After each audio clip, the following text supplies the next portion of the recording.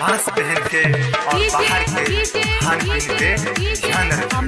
विशेष सूचना प्रेमी और प्रेमिका के दिल किस का उपयोग न करें। धन्यवाद।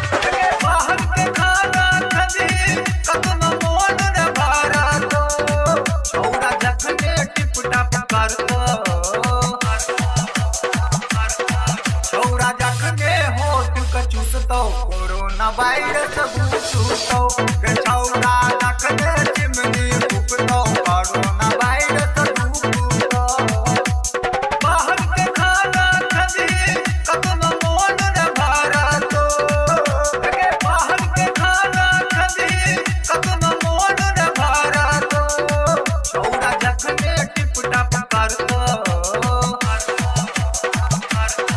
छौरा जखने होठ कचुसतो कोरोना वायरस घुसतो गछौरा नखने चिमनी फूकतो कोरोना वायरस घुसतो।